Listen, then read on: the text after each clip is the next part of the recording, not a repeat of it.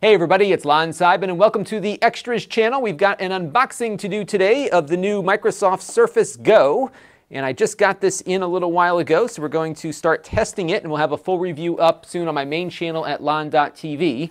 Now in addition to the Surface Go, which is Microsoft's least expensive Windows tablet, I also picked up a keyboard to go with it and the pen, and all in you're looking at like $500 or $600 here for the whole package. I think the tablet on its own is $400. So let's do the tablet first here. Nice, very well pressurized box here. Let's see if we can get this box open here. It had a bunch of cellophane on it also. And now we can unwrap it here. So let's take a look at this. Now again, we're going to have a full review of this soon on the main channel at lon.tv. There's a little tab here you can pull up to get the tablet out.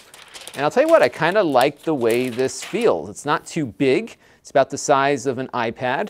It's got larger bezels. You'll see those when we boot it up here. It's got that magnesium back here.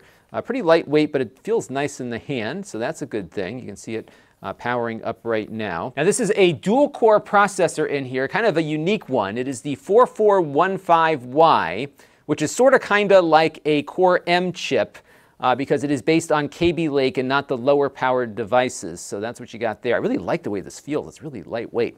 What else do we have in the box here? Well, we've got a power adapter. So let's take that out real quick and see what that looks like.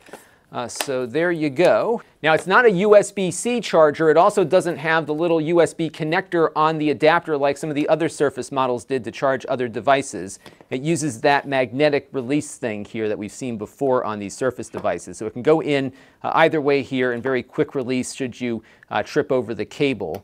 Now for ports, we have a USB Type-C connector here. We'll do a full test on what that's all about in a few minutes. You saw that power plug goes in there. Your headphone microphone jack is here. It's got a regular headphone microphone jack on it. Nothing on this side, but what you see here on the side is that it has one of those little kickstands on there, just like some of the other Surface devices do, and you can prop it up on the desk if you want. Again, I can't get over how nice this feels in the hand to hold. They do make nice hardware, Microsoft, and I like that magnesium they've been using on a lot of their devices, so that's why I am reacting so favorably to this. So we'll get Windows going there. And then we also got the keyboard that goes with it.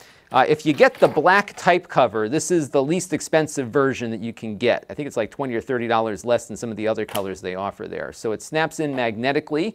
We've seen that before.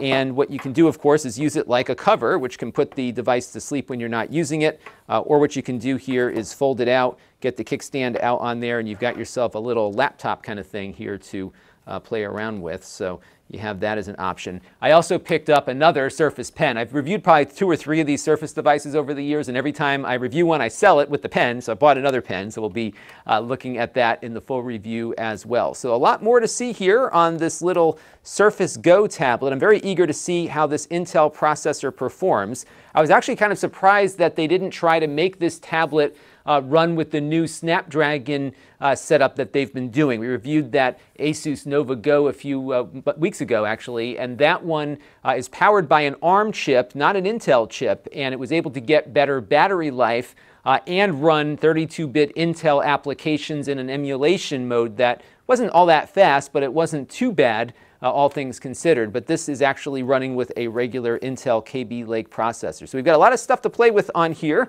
Let me know down in the comments below what specifically you would like to see in the review. We will, of course, look at all the usual stuff that we look at, as well as emulation and a few other things too, because this is a very nice form factor for a Windows PC. More to come. Stay tuned. This channel is brought to you by the lon.tv supporters, including gold level supporters Chris Allegretta, the 4 Guys with Quarters podcast, Tom Albrecht, Bill Reiner, and Kalyan Kumar. If you want to help the channel, you can by contributing as little as $1 a month. Head over to lon.tv/support to learn more.